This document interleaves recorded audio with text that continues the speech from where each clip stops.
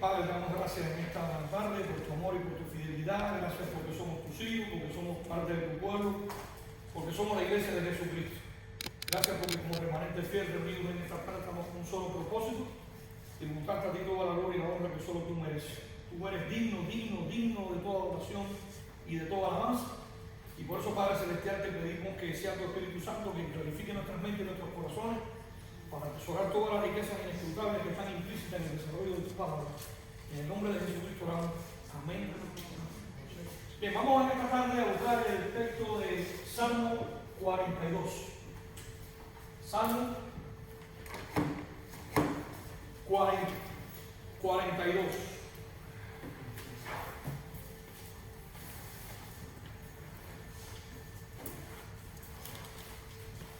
Salmo 42, hay un título descriptivo que dice: mi alma tiene sed de Dios. Amén. Salmo 42. Dice la palabra del Señor: como el ciervo brama por las corrientes de las aguas, así clama por ti, oh Dios, el alma. Mi alma tiene sed de Dios, del Dios vivo. ¿Cuándo vendré y me presentaré delante de Dios? Fueron mis lágrimas mi pan de día y de noche, mientras me decían todos los días: ¿dónde está tu Dios? Me acuerdo de estas cosas y derramo mi alma dentro de mí, de cómo yo fui con la multitud y la conduje hasta la casa de Dios, entre voces de alegría y de alabanza del pueblo en fiesta. ¿Por qué te abates, oh alma mía, y te turbas dentro de mí? Espera en Dios, porque aún he de alabar, salvación mía y Dios mío. Dios mío, mi alma está abatida en mí. Me acordaré por tanto de ti desde la tierra del Jordán y de los hermonitas desde el monte de Misar. Un abismo llama a otro a la voz de tus cascadas. Todas tus ondas y tus olas han pasado sobre mí. Pero de día mandará Jehová su misericordia y de noche su cántico, que estará conmigo. Y mi oración al Dios de mi vida, diré a Dios: roca mía, ¿por qué te has olvidado de mí? ¿Por qué andaré yo enlutado por la opresión del enemigo? Como quien hiere mis huesos, mis enemigos me afrentan, diciéndome cada día: ¿dónde está tu Dios? Dice el versículo 11: ¿por qué te abates, oh alma mía? ¿Y por qué te turbas dentro de mí? Espera en Dios, porque aún he de alabar. Bien, vamos a, en esta tarde, a dar comienzo a la clase de hoy, y le he puesto como título: cuando todo parece ir en mi contra. Sí, cuando todo parece ir en mi contra. Ese va a ser el título de la clase en esta tarde, y permite el Señor que al terminarlo seamos capaces de interiorizar en nuestra vida la importancia que tiene para la vida cristiana entender que en alguna medida vamos a ser probados. En alguna medida van a venir luchas, van a venir pruebas a nuestra vida. Pero es importante que nosotros entendamos cómo tener una perspectiva cristocéntrica y del Evangelio en medio de tantas luchas, de tantas pruebas, de tantas vicisitudes que enfrentamos nosotros en la vida. Entonces, hay un principio clave que quiero que nosotros tengamos en mente en esta tarde, y es que el Evangelio, ¿cómo ver el Evangelio para los días en que la vida no tiene sentido?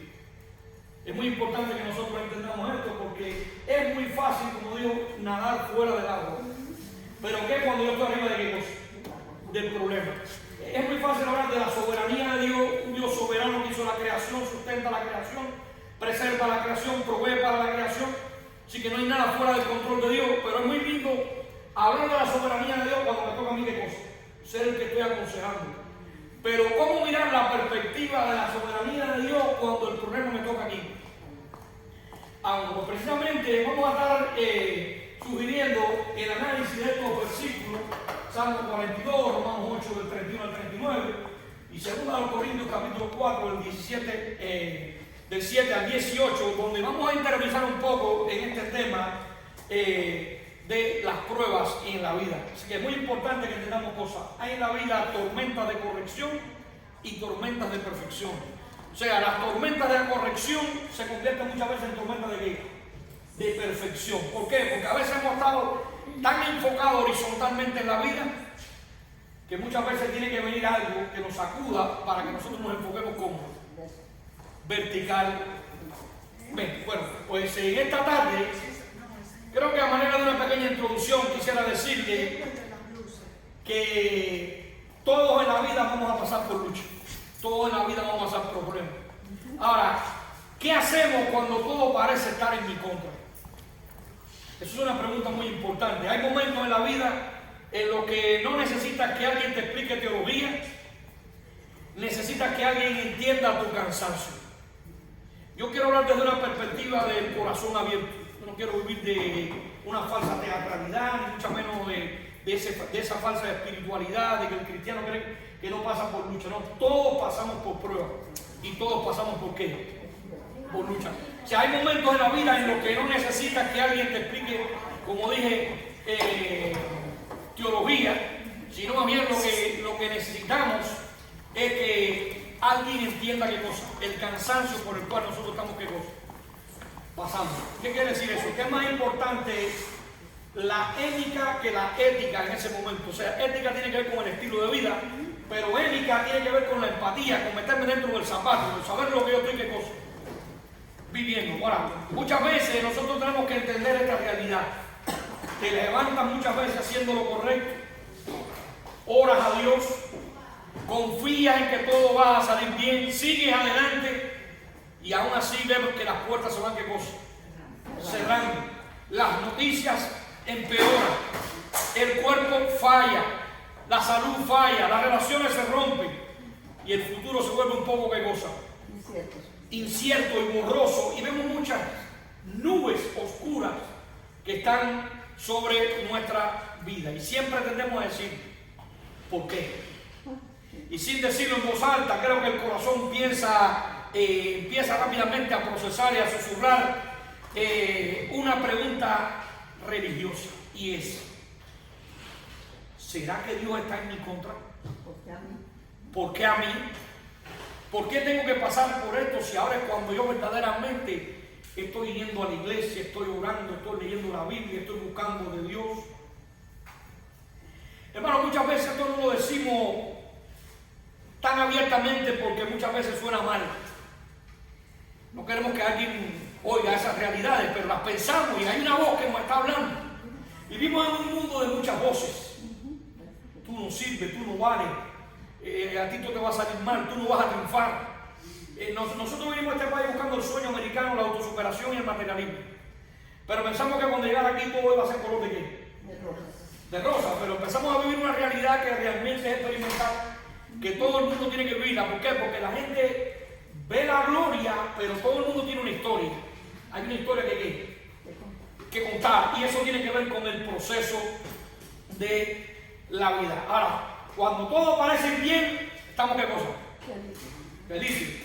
Dios me está bendiciendo, Dios me está contando. Es como si fuera la anaciclosis de los griegos.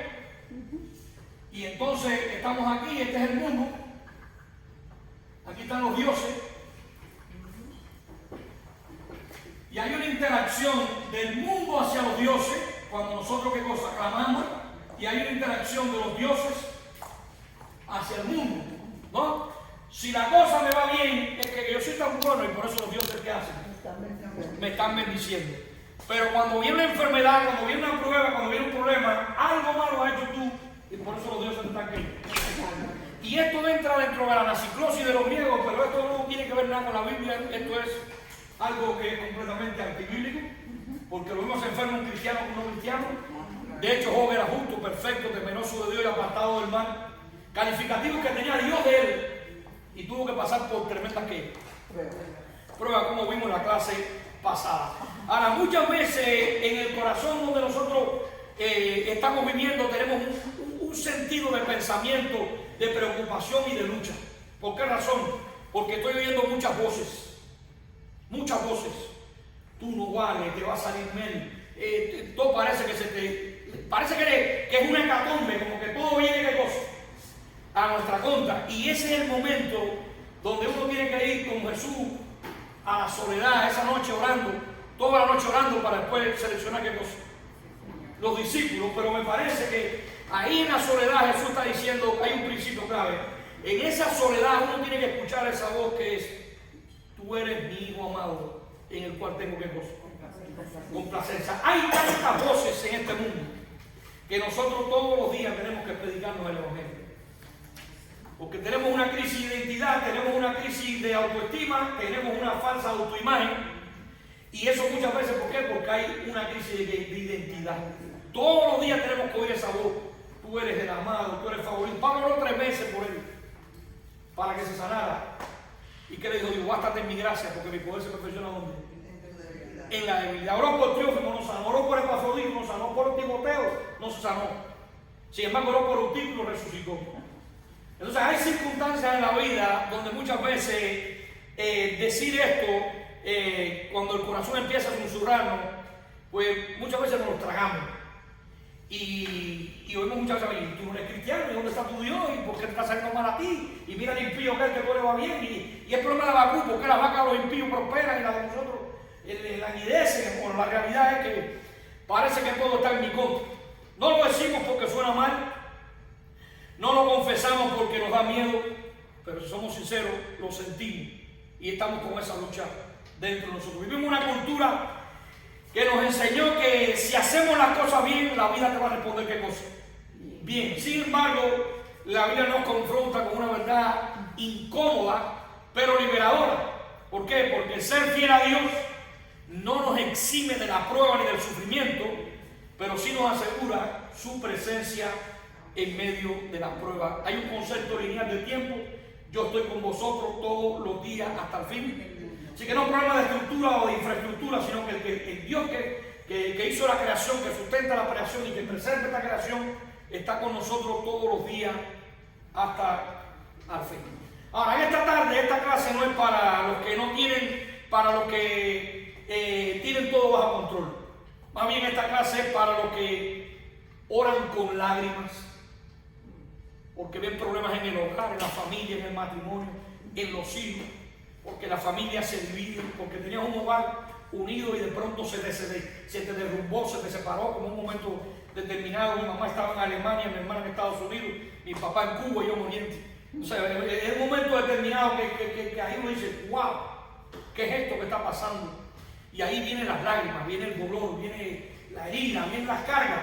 Muchas veces hacemos una sobrecarga de los procesos de excitación y visión y caemos hasta un principio neuroso. Palpitaciones, dolor de cabeza, mareo, vómito, diarrea. Porque hay algo en el corazón que se está haciendo más importante que Dios.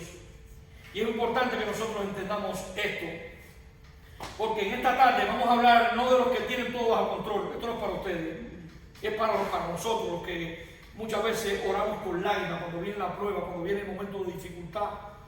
Para los que creen, pero están cansados de tanta prueba porque no salen de una para entrar en otra. Para los que aman a Dios, pero hoy no entienden lo que está sucediendo en su vida, lo que está pasando en su vida. Hermano, hoy no vamos a negar el dolor, vamos a mirarlo a la luz del Evangelio. Porque cuando todo parece estar en tu contra, creo que el corazón necesita recordar una verdad que no cambia. Y es la realidad es que Dios está en control y Dios está sentado en el trono y Él no está en contra de quién, de nosotros. Entonces Dios está obrando para tu bien aun cuando no lo puedas ver, porque la Biblia dice a los que aman a Dios todas las cosas le ayudan. Esto es a los que conforme a sus propósitos son qué cosas llamados. Entonces precisamente para entrar en el desarrollo de la clase en esta tarde vamos a ver como punto número 1 el momento en que todo se cierra. El momento en el que todo se cierra, en el momento en que todo se oscurece. Vamos a ver el Salmo 42, versículo 5, cuando el salmista está diciendo, ¿qué cosa? ¿Por qué te abates, oh alma mía? Wow. Y te turbas dentro de mí. Es decir, que aquí tenemos al salmista teniendo una lucha, teniendo una presión, teniendo una carga, ¿no? Y él está diciendo, ¿por qué te abates, oh alma mía? Bueno, la palabra insiste en que la vida en un mundo caído garantiza momentos en los que todo parece bien, pero muchas veces es una realidad que la palabra insiste en que la vida en un mundo caído garantiza momentos en los que todo va a parecer, ¿y qué cosa? Mal. No es una anomalía espiritual, es una realidad bíblica. ¿Por qué digo esto? Número uno, la experiencia común del creyente es una realidad. Circunstancias que no elegimos. Hay tormentas de corrección y tormentas de perfección. Tenemos enemigos, la gente, las cosas, los miedos, las preocupaciones, las circunstancias, todas estas cosas constantemente están luchando contra quién, contra nosotros. Entonces esto es una experiencia común que todo cristiano tiene, y es que circunstancias que no elegimos. ¿Por qué me está pasando esto? O hice un negocio y me salió mal. ¿Por qué? Si yo pensaba que todo me iba a hacer cosa.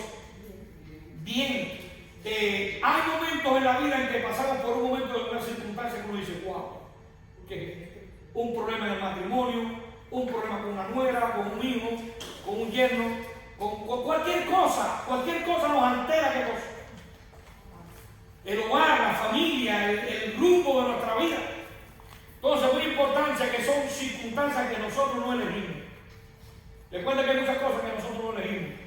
No elegimos el país, no elegimos el nombre cuando nacimos, no elegimos los padres, ni la familia, no elegimos quién nos bañó por primera vez y quién va a ser el último que nos va a bañar al final.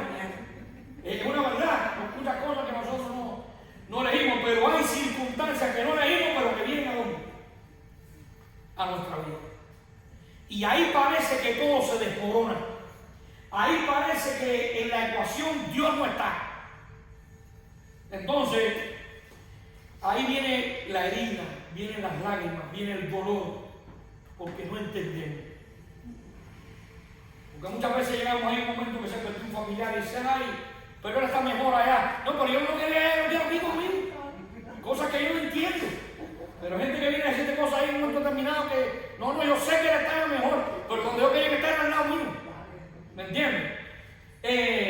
Muchas veces viene el silencio que nos confunde. Me tiro por un lugar solo, no quiero hablar con nadie, me paso semanas sin hablar y la gente dice, se va a volver loco. Oraciones que parecen no ser respondidas. Señor, si llevo cuánto tiempo orando por esto y no veo la luz.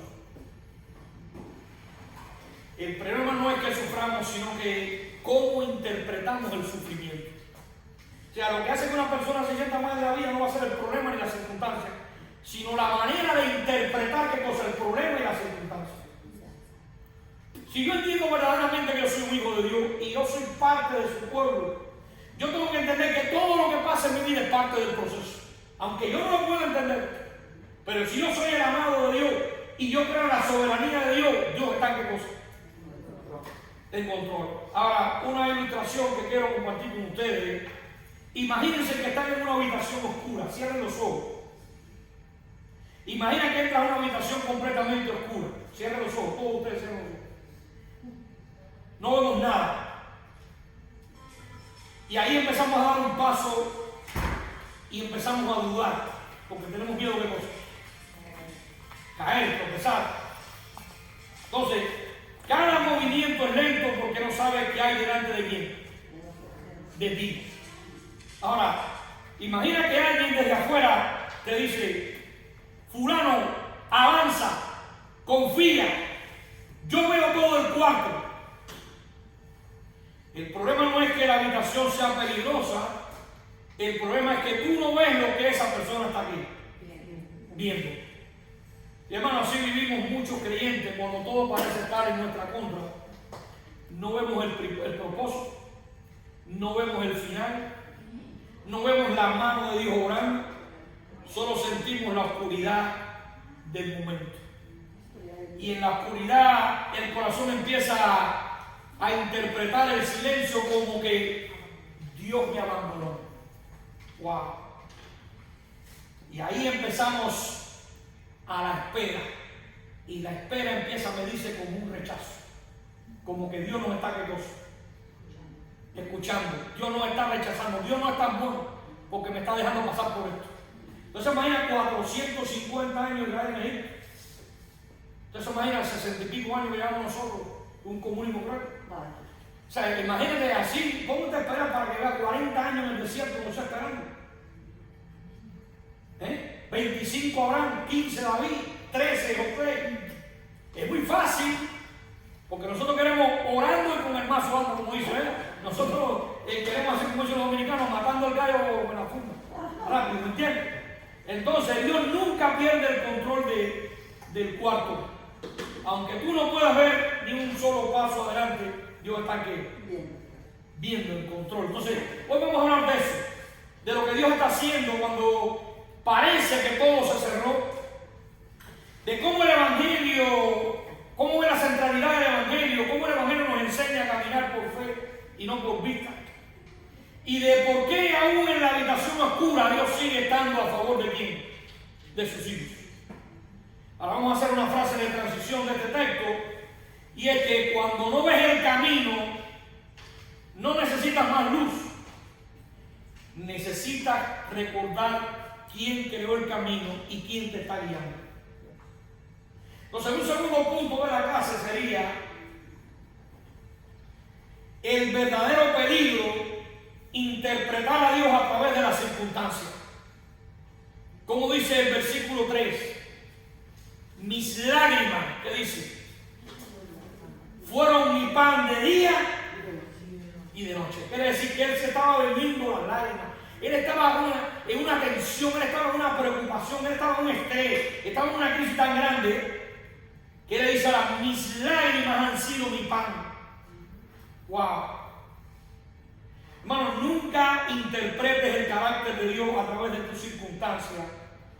Interpreta tus circunstancias a través del carácter de Dios. Es como el que dijo, no le cuentes a Dios cuán grandes son tus problemas, cuéntale a tus problemas cuán grande es tu Dios. Entonces miremos lo que el corazón empieza a decir cuando estoy en esta circunstancia, que las lágrimas son como mi pan. Número 1, Dios se olvidó de mí. Número 2, estoy solo, todos me han abandonado, como decía Pablo. Esto no tiene propósito ni sentido para mi vida. Si Dios me amara, no estaría pasando yo por esta prueba. Hermano, aquí el sufrimiento se convierte en un problema de adoración, no solo de dolor. Empezamos a adorar aquí el sufrimiento. Entonces, miremos un tercer punto, y sería: Dios no está en tu contra, Dios está obrando en tu vida. Como dice Romanos 8:31, vamos a leerlo. Romanos 8:31. Si Dios es por nosotros, ¿quién contra nosotros? Wow. Bueno, el Evangelio redefine la adversidad. Si el éxito de la vida depende del ser reconocido y aplaudido, el fracasado más grande del mundo fue Jesucristo, murió en una cruz. Entonces la cruz prueba que Dios usa lo peor para cumplir lo mejor. La cruz no tenía sentido, sin embargo estaba completando la redención. Jesús no fue abandonado por falta de amor, sino por un plan eterno, entregado por el consejo determinado de quién, de Dios. Y lo que parece oposición, muchas veces es un instrumento de quién, de gracia. Recuérdense lo que pasó con Jonás. Dios quería que en su voluntad decretada fuera a predicar a dónde, a Nínive. Nínive quedaba para el norte y era donde fue, al sur. Él subió, Dios le dijo, suba al norte, y él dijo, yo bajé a dónde, al sur. Bajó a Tarsis, bajó al puerto, bajó al barco, bajó a la bodega del barco, bajó a la barriga del pez, bajó al mar, y no bajó al infierno, no sé ni cómo, pero ahí empieza la vida de cosas. Ahí, en pérdida. Entonces miremos bien, Dios Dios obra en niveles profundos. Y esto es importante que nosotros entendamos. Dios no desperdicia tu sufrimiento. Él lo usa para rescatarte de cosas que nunca confesarías en tiempo de comodidad. Porque cuando todo va bien, wow, no es lo mismo cuando todo va bien. El rico fue el que se acordó de Lázaro, Lázaro no se acordó del rico. ¿Es verdad o no es verdad? Entonces cuando todo parece va bien, ¿sabe? Todo maravilloso. Pero que cuando todo en un momento determinado lo perdí todo. ¡Wow!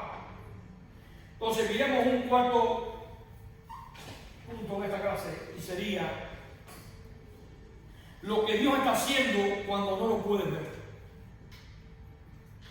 Segunda a los Corintios 4:17 dice: esta leve tribulación momentánea produce en vosotros un cada vez eterno peso de gloria. Entonces lo que Dios está haciendo cuando no lo puedes ver sería este punto número 4 de esta clase.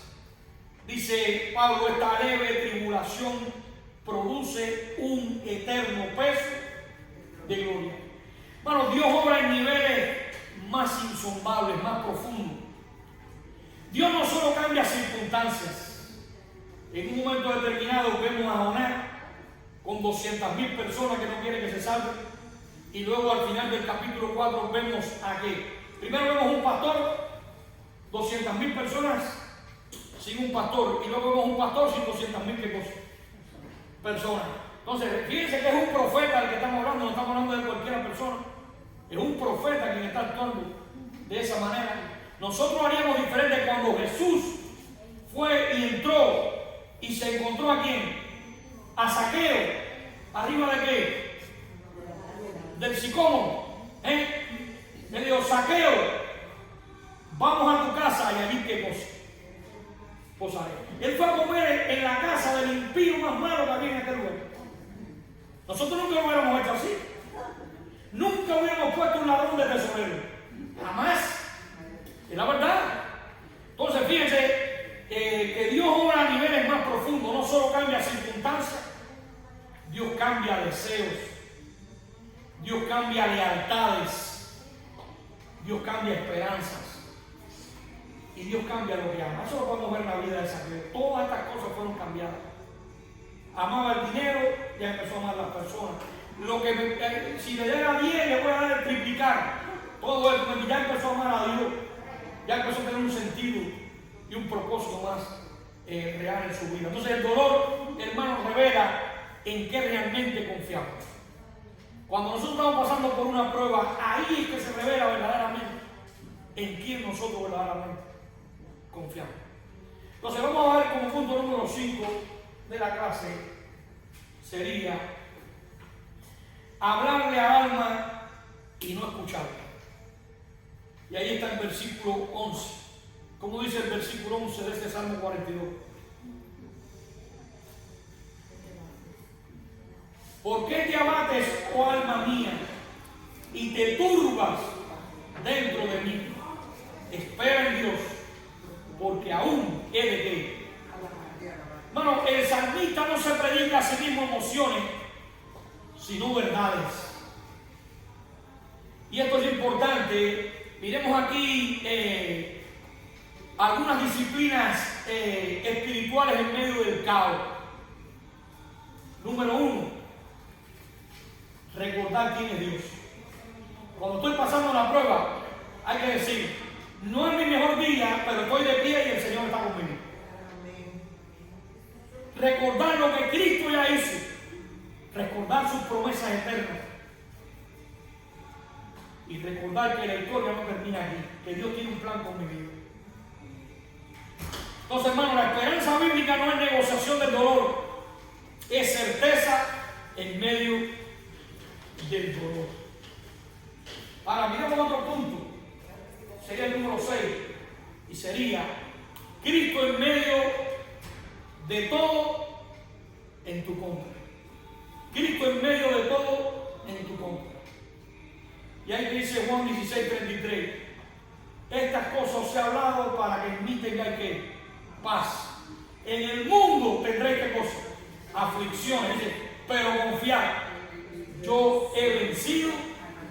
Entonces Cristo en medio de todo en tu contra. O sea, el mundo tendré aflicciones, pero ¿qué le dicen? Confiar. Un verbo en imperativo, al único tiempo que tiene presente, no tiene primera persona, es tú confiar, él confiar, ella confiar y nosotros confiar. Y ahí tiene una implicación más de gerundio, es confiando. Cada día tenemos que ir confiando en que Dios es soberano, sustenta la creación, preserva la creación, hizo la creación, provee para esta creación, está en control. Entonces, hermanos, Jesús no promete comodidad, lo que promete es presencia. Y Jesús quiere que nosotros tengamos comodidad. Eso es lo que Dios quiere para nosotros, comodidad. Pero no comodidad de las cosas materiales, comodidad. Como di amor, da amor. Como ayudé, ayuda. Como perdoné, perdóname. Como serví, sirve. Como di, da. Eso es lo que la iglesia necesita hoy en día.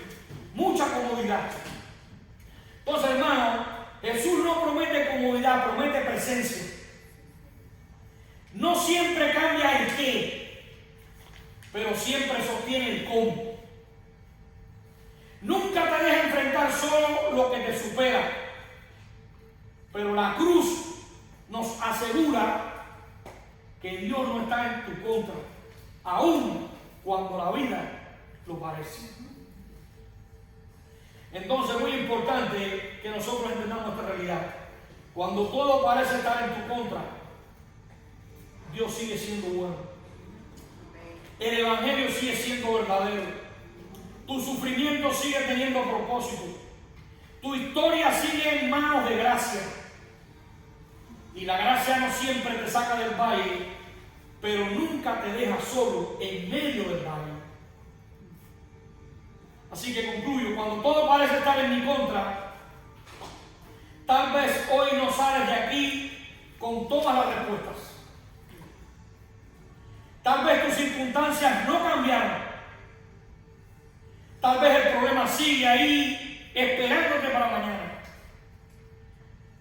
Pero si algo debe quedar claro al cerrar este tiempo en esta tarde es que Dios no está en tu contra. Dios no te ha abandonado. Dios no te ha soltado. Dios no ha perdido el control.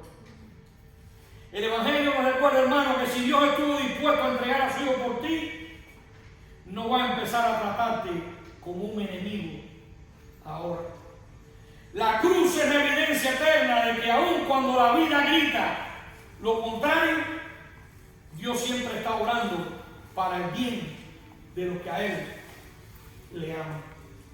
Entonces, cuando todo parece estar en tu contra, recuerda, Dios no está ausente, está trabajando en lugares que tus ojos no alcanzan a ver. Y está formando un corazón más dependiente. Está arrancando falsas seguridades en tu vida.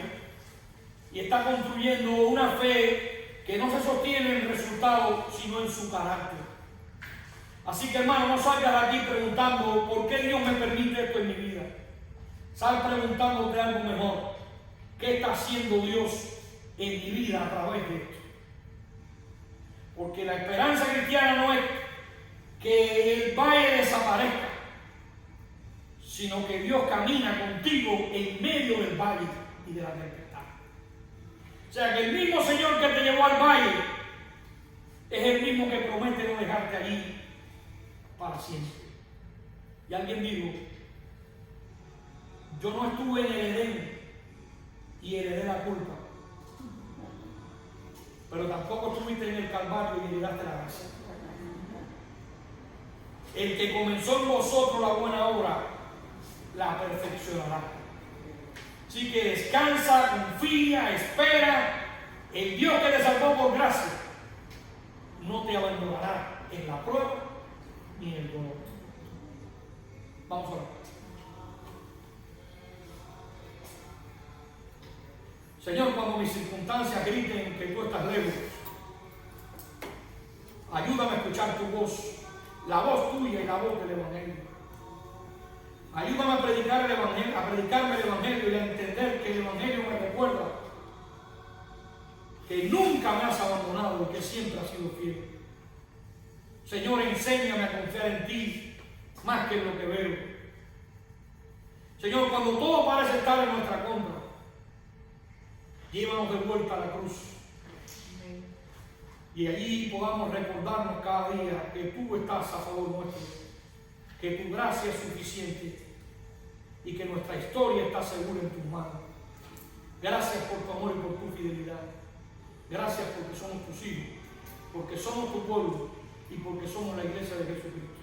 Por Cristo Jesús. Amén. Que Dios le bendiga. Amén.